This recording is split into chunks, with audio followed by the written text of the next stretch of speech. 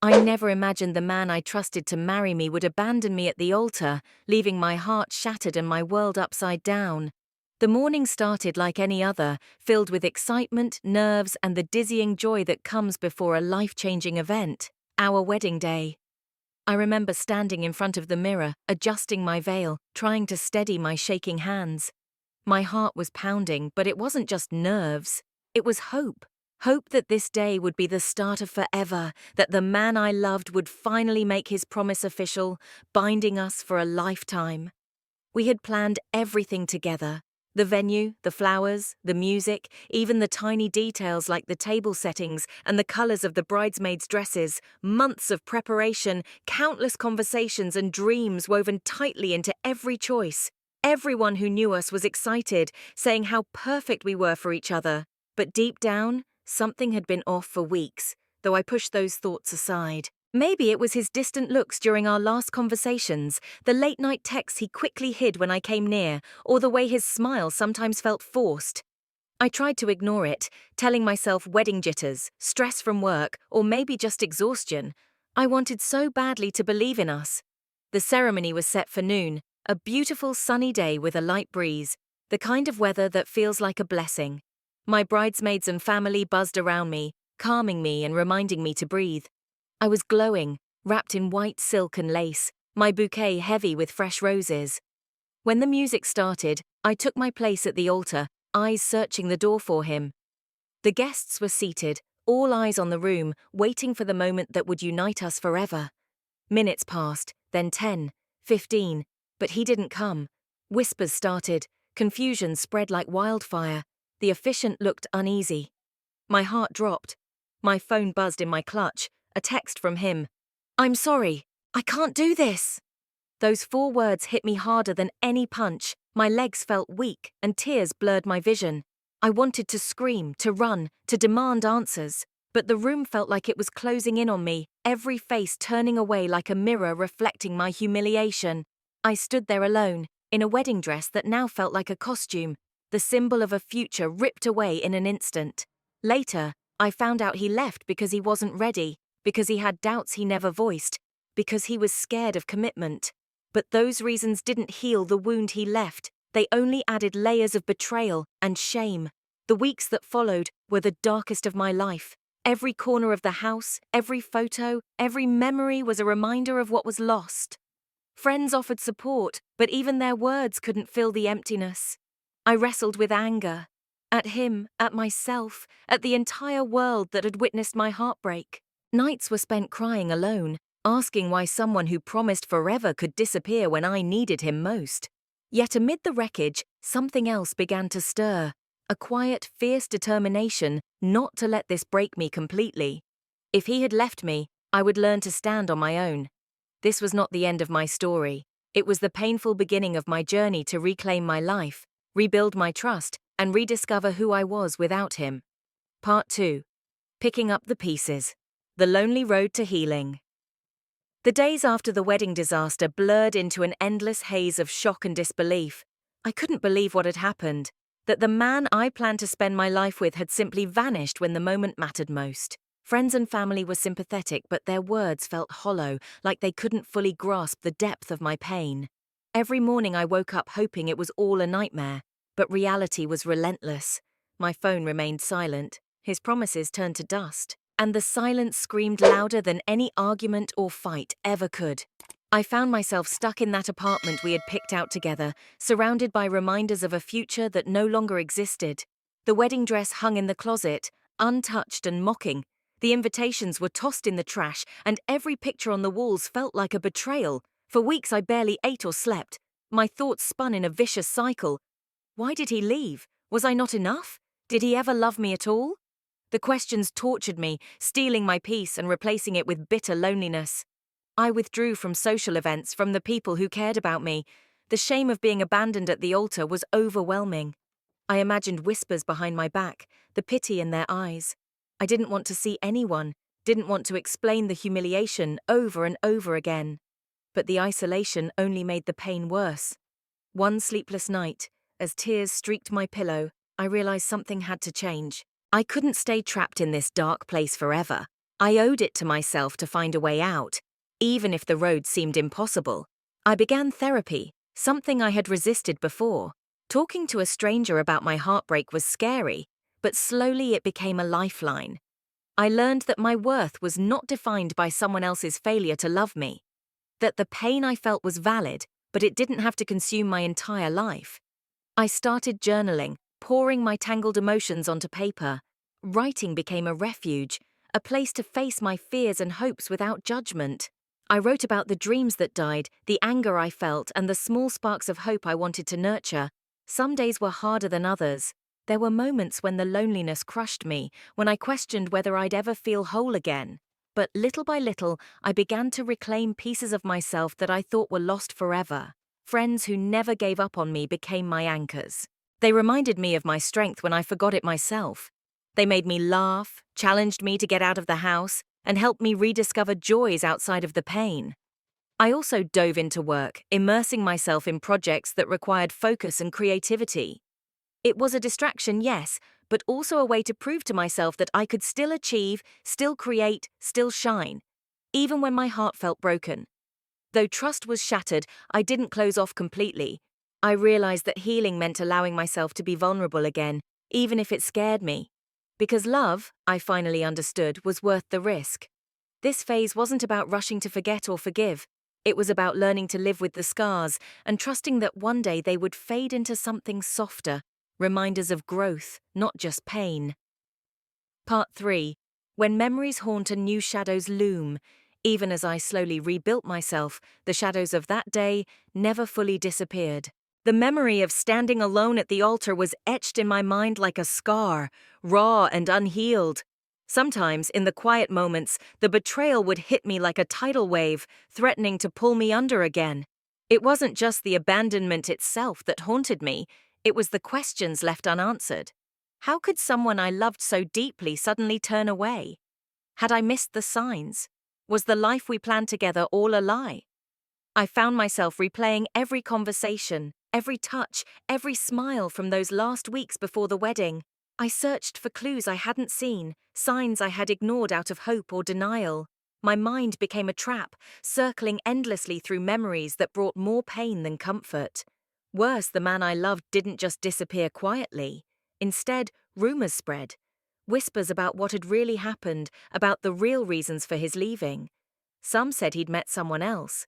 Others said he'd been afraid of commitment all along. The speculation was cruel, stripping me of my dignity in ways no one had warned me about. One night, after a particularly bad day, I found myself standing outside his apartment. I hadn't been there in weeks, but some twisted part of me needed answers, or maybe closure. I stared at the door, unsure whether I wanted to knock or just turn away forever. I thought about all the moments we shared inside those walls. Laughter, dreams, plans for the future, now ghosts in a home that no longer felt mine. My fingers trembled and tears fell as I whispered into the cold night air. Why? But no answers came, only silence. I left, feeling emptier than before. Then, just when I thought things couldn't get worse, I found out he'd started seeing someone new, almost immediately after leaving me. The news hit like a second betrayal, like a slap in the face. It wasn't just that he moved on, it was how quickly, how easily, as if what we had meant nothing. I struggled to contain my rage and sadness. I wanted to scream, to confront him, to demand why he had shattered my heart and replaced me so fast. But deep down, I knew confrontation wouldn't heal the wound, it would only reopen it. Instead, I focused on myself again. Therapy helped, but it wasn't magic. Healing was slow and painful. Some days I felt like I was taking 2 steps forward and 3 back. I started attending support groups, places where people shared their stories of heartbreak and betrayal. Listening to others helped me realize I wasn't alone. Many had faced similar wounds and come through stronger. Their courage gave me hope. Work remained my refuge. I threw myself into new projects, new challenges, determined to prove I was more than just a broken girl left at the altar. Slowly, I began to discover parts of myself I had forgotten. Resilience, creativity, and even joy. But the real turning point came unexpectedly. One afternoon, while scrolling through social media, I saw a photo of him and the new woman. They looked happy, smiling in a way that felt like a cruel reminder of what I'd lost. But instead of breaking down, something inside me shifted. I realized I didn't want to be defined by his choices or their happiness. I wanted to create my own happiness, on my own terms. That day marked a new resolve. Not to forget or forgive blindly, but to live fully despite the pain. My journey was far from over. There were still wounds to heal, trust to rebuild, and dreams to rewrite. But I was ready to fight for myself, to reclaim my life, my dignity, and maybe someday, a love that was truly mine. Part 4. Rebuilding Walls and Breaking Chains. With the resolve I'd found, I set out to rebuild my life piece by piece. But it wasn't easy. The wreckage of that betrayal clung to me like a shadow. Every step forward was weighed down by memories, doubts, and fears I hadn't expected to carry this long. For a while, I tried to protect myself by shutting others out. I built walls so high, so thick that no one could get close enough to hurt me again. I told myself it was safer that way, safer to be alone than to risk heartbreak. But loneliness settled in like an unwelcome companion. The silence of those walls wasn't peaceful. It was suffocating. Friends pushed me to try again, to open up to new possibilities. At first, I resisted. The thought of trusting someone else after everything felt impossible. How could I risk my heart again when it had been shattered so completely? Yet deep down, I knew that healing didn't mean isolation. It meant facing fear, stepping into the unknown, and risking vulnerability. So I started small. Coffee dates with acquaintances, casual conversations that didn't demand too much. Gradually, I learned to smile again without feeling guilty, to laugh without holding back. One evening, a friend introduced me to someone new, someone who didn't try to fix me or rush me but simply listened. His presence was calm, steady, and without judgment. It felt different from what I had known before. We talked for hours about everything and nothing. I shared pieces of my story, careful not to overwhelm. He listened with genuine kindness. No pity, no expectations, just acceptance. That night, I realized something profound. Trust wasn't about forgetting the past, but choosing to believe in someone despite it. Meanwhile, I kept working on myself in therapy. The process was slow and painful, but essential. I confronted the insecurities that had taken root, the self-blame that whispered lies. I learned to forgive myself, not for what happened, but for carrying the pain alone for so long.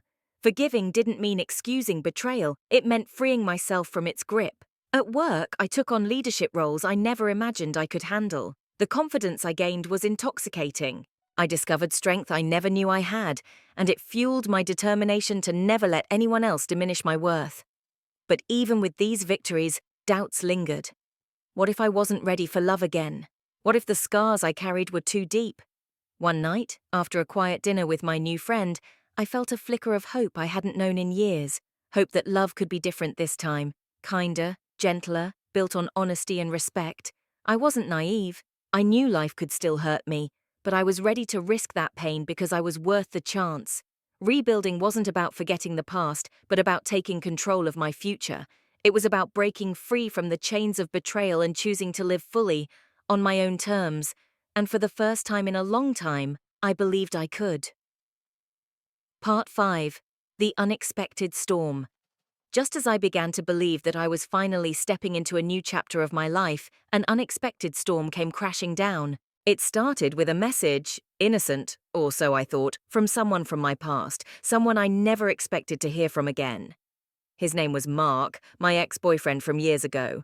We had ended things on complicated terms, but I never hated him. Our breakup was messy, yes, but it wasn't marked by betrayal or bitterness. He was the first real love I ever had, and part of me had always wondered what might have happened if things had gone differently. His message was casual, simple. Hey, how have you been? I hesitated for a long moment, heart pounding with uncertainty. Should I respond? Was I ready to open that door again? I was cautious, but also curious. After everything I'd been through, could I revisit a past I had buried? I replied. Our conversation slowly blossomed. We talked about our lives, about what had changed and what hadn't. Mark was kind, patient, and genuinely interested. For the first time in a long while, I felt a spark, not just of attraction but of connection. But the ghost of my recent betrayal lurked beneath the surface. Could I trust myself to feel this way again? Was I ready to let someone new into my heart, even if it was someone from my past? One evening, after weeks of texting and cautious calls, Mark suggested we meet. I was nervous, but agreed. I didn't want to miss a chance at something real. The night we met was electric with possibility. We talked for hours over coffee, reminiscing about the past and dreaming about the future. His presence was comforting, like coming home after a long journey. But as the night wore on, doubts crept in. Was this a fresh start or a replay of old mistakes? I looked at him and saw both the boy I loved and the man I wasn't sure I knew anymore. After that night, I felt torn between hope and fear. I wanted to believe in us, but my heart was fragile, bruised by betrayal. At the same time, my new friend, the one who had patiently listened and never pressured me, noticed the change. He sensed my hesitation and gently asked what was going on. I confessed everything, my feelings for Mark, my confusion, my fear. He didn't react with jealousy or anger. Instead, he told me to follow my heart, but to be careful. You deserve honesty and respect no matter what, he said. That night, I lay awake, wrestling with my emotions. Could I open my heart again? Was I ready to trust, or was I setting myself up for more pain? The next days were a whirlwind of conflicting feelings. I saw Mark again and felt the warmth of old love rekindling, but I also appreciated the calm steadiness of the new man who had stood by me when I was broken. Life had never felt so complicated. I was caught between past and present, hope and fear, love and self-protection. Yet through the chaos, one thing was clear. I was no longer the scared girl left at the altar. I was stronger, wiser, and ready to fight for the love and respect I deserved. But the path ahead was uncertain, filled with hard choices, honest conversations, and the possibility of heartbreak or healing. Part 6. Choosing my own path. Days blurred into nights as I wrestled with the tangled emotions swirling inside me. The memories of my past with Mark mingled with the cautious hope I felt around my new friend, creating a storm of confusion that I couldn't seem to escape. Every choice felt like walking a tightrope, balanced precariously between hope and heartbreak. I started to realize that this wasn't just about two men or a decision between past and present. It was about me, about reclaiming my own voice, my own happiness, and my own sense of worth. For so long, I had allowed others to define what I should feel or how I should act. Betrayal had taught me to doubt myself. But now I knew I had to listen closely to my own heart and not let fear dictate my future. One evening, I invited both Mark and my new friend to separate dinners, a deliberate, painful step toward clarity. With Mark, we talked about what had gone wrong before, about the growth we'd both experienced and the scars we carried. There was warmth, but also a raw honesty about the challenges that lay ahead. With my new friend, the conversation was quieter, but no less significant. We shared dreams and fears, moments of vulnerability and laughter. His patience and kindness felt like a balm to my wounded soul, yet despite these moments, I knew I couldn't hold on to both. It wasn't fair to either of them, or to myself. I needed to be brave enough to choose, even if it meant risking pain or loss. The night I made that choice, I felt the weight of 1,000 doubts pressing down on me. But beneath it all, there was a quiet strength growing.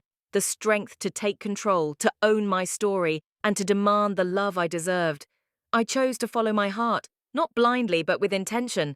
I chose to embrace the possibility of new beginnings, even if the road was uncertain. In the weeks that followed, I learned what it truly meant to trust again. Not just others, but myself. I learned that love wasn't about perfection, but about resilience, forgiveness, and the courage to keep trying. Most importantly, I learned that no matter what happened next, I was enough. I was worthy, and my story was far from over. Part 7. The weight of healing. Even after making my choice, the journey wasn't as simple or smooth as I had hoped. Healing was not a straight line. It was a maze of emotions, setbacks, and moments where the pain of betrayal crept back in, like a shadow refusing to disappear. Every morning I woke up feeling a mixture of hope and anxiety. Hope that this time I was building something real. Anxiety that the past might somehow repeat itself, that the walls I had painstakingly rebuilt around my heart could once again be torn down. I found myself reflecting constantly on what trust really meant. It wasn't just about believing someone wouldn't hurt you, it was about vulnerability. The willingness to let someone see your cracks and still choose to stay, and that was terrifying. There were nights when I would lie awake, replaying every conversation, every look, every moment of doubt. I questioned my own judgment and wondered if I was setting myself up for another heartbreak. The scars left by my betrayal were still tender, and sometimes they felt like an open wound. But there were also moments of incredible strength, moments when I realized how far I had come. From feeling powerless and broken to owning my story and my feelings. I started journaling, pouring out my thoughts and fears onto paper, slowly untangling the knots inside. Therapy became a lifeline. Talking to someone impartial helped me see patterns I hadn't noticed before.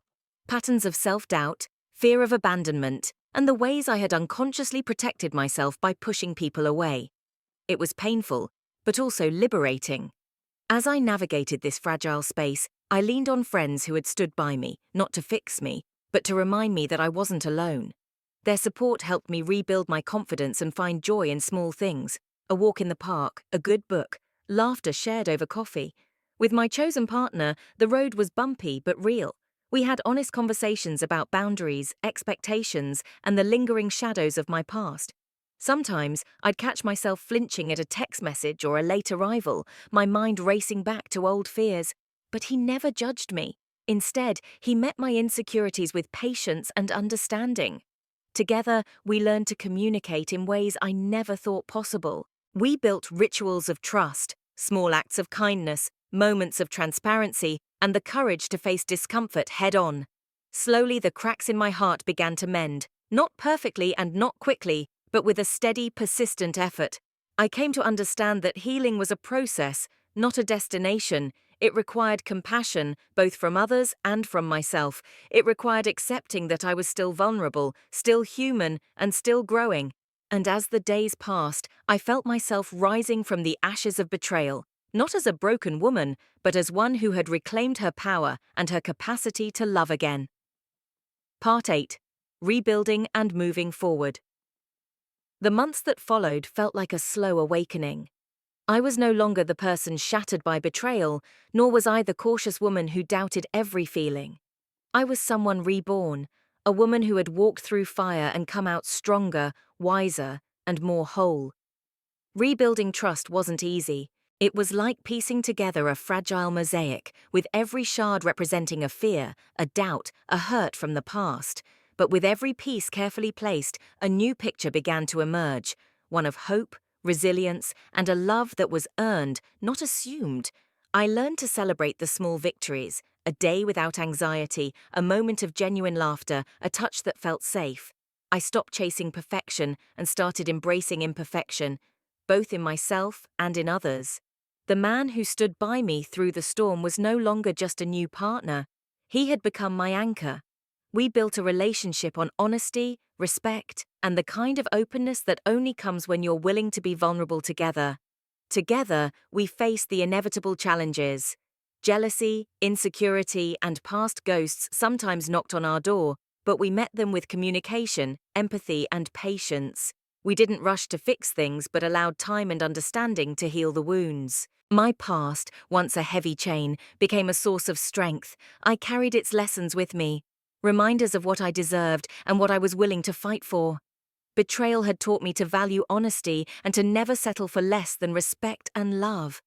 I also rediscovered myself outside of relationships. I pursued passions I had set aside, reconnected with old friends, and embraced solitude as a space for growth, not loneliness. Looking back, I realized that the journey through betrayal, heartbreak, and healing wasn't just about losing and finding love. It was about finding myself, my voice, my worth, and my courage. Today, I stand on the other side of that pain, not as a victim, but as a survivor. I am proud of the woman I've become and hopeful for the future I'm building, one where trust is sacred, love is real, and I am never afraid to open my heart again. Because in the end, the greatest love story is the one we write with ourselves.